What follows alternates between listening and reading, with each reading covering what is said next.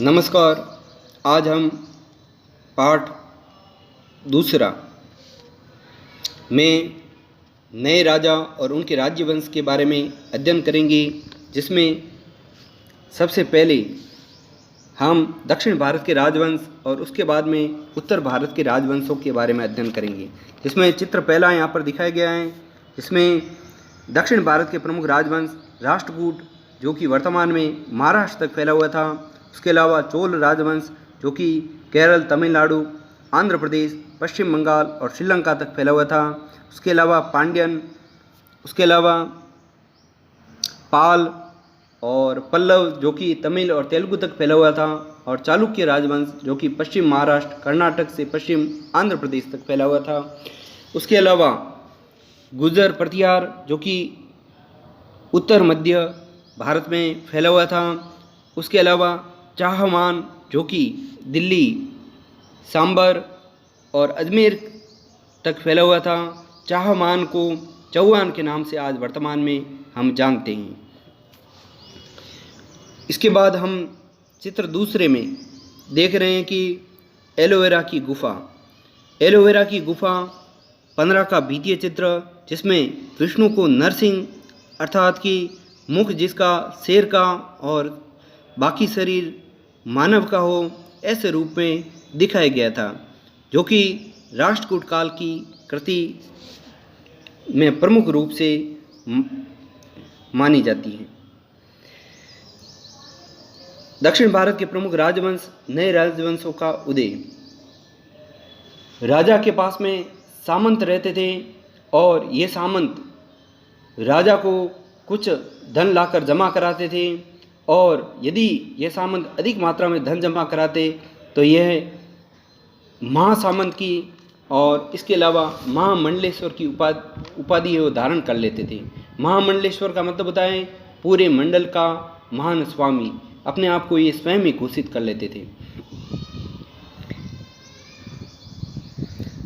अब आगे आ रहा है दक्षिण भारत के प्रमुख राजवंश। पहला है राष्ट्रकूट वंश, जो कि वर्तमान में महाराष्ट्र प्रदेश में फैला हुआ था। इसके पराक्रमी शासक थे कृष्ण तृतीय, ध्रुव, गोविंद, अमोघ वर्ष आदि। राष्ट्रकूट प्रधान दंती दुर्ग, जो कि एक चालुक्य अधीन व्यक्ति था, जिसने चालुक्य स्वामी को हराकर और राष्ट्रकूट वंश की नींव रखी थी। और इसने एक अनुष्ठान कराया ब्राह्मणों के पास में, जिसको हिरण्यगर्भ कहते हैं। हिरण्यगर्भ का मतलब सोने का गर्भ, अर्थात कि इसने इस अनुष्ठान को कराकर क्षत्रियत्व प्राप्त कर लिया था। आगे हैं चालुक्य वंश, जो कि पश्चिम महाराष्ट्र, कर्नाटक से पश्चिम आंध्र प्रदेश तक फैला हुआ था। इसके पराक्रमी शासक पुलकेशिन द्वितीय ने महापराक्रमी हर्षवर्धन को हराया था। इसके द्वितीय पराक्रमी शासक थे विक्रमादित्य द्वितीय। पल्लव वंश, यह तमिल और तेलुगु क्षेत्र में फैला हुआ था। इसके पराक्रमी शासक थे नरसिंह वर्मन, जिसने चालुक्यों को हराया था।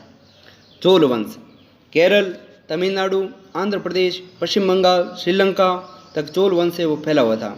इसके पराक्रमी शासक थे विजयालय, आदित्य प्रथम, परांतक, राजराज प्रथम, राजेंद्र प्रथम। 1012 से 1044 सबसे प्रतापी शासक था। इसने दक्षिण भारत, उत्तर भारत, कलिंग तथा बंगाल को जीतता हुआ गंगा किनारे तक पहुंच गया, और गंगा किनारे के शासकों को हराने के कारण उसने गंगेकोट यानी गंगा नदी के क्षेत्र का विजेता उपाधि धारण कर ली थी। इसने गंगेकोट की उपाधि धारण की थी। आगे आ रहा है उत्तर भारत। उत्तर भारत के प्रमुख राजवंश, जिसमें गुर्जर प्रतिहार राजवंश उत्तरी भारत के अधिकांश हिस्सों पर शासन किया था। उन्होंने पहले उज्जैन और बाद में कन्नौज में शासन किया। पराक्रमी शासक नागभट्ट प्रथम, वत्सराज, नागभट्ट द्वितीय, महिरभोज आदि थे। गढ़वाल वंश प्रतिहारों को पराजित कर कन्नौज पर कब्जा कर लिया था। संस्थापक इस वंश के थे चंद्रदेव। चंद्रदेव ने गढ़वाल वंश की स्थापना की थी। और अंतिम शासक थे जयचंद, जिसको गौर वंश के शासक मोहम्मद गौरी ने हराया था। चौहान वंश, जिसको चाहमान नाम से आपने मानचित्र में देखा था। इसका क्षेत्र अजमेर, सांबर, दिल्ली तक था। इसके पराक्रमी शासक विग्रहराज पृथ्वीराज चौहान तृतीय थे।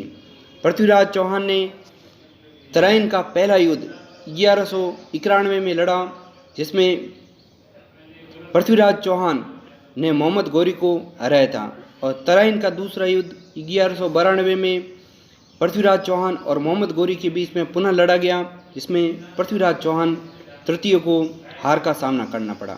गोहिल वंश, जिसको सिसोदिया वंश के नाम से आगे चल के अपन जानते हैं, जो कि मेवाड़ क्षेत्र में फैला हुआ था। इसके पराक्रमी शासक थे श्री गोहिल, बप्पा रावल, राणा सांगा, उदय सिंह, महाराणा प्रताप आदि।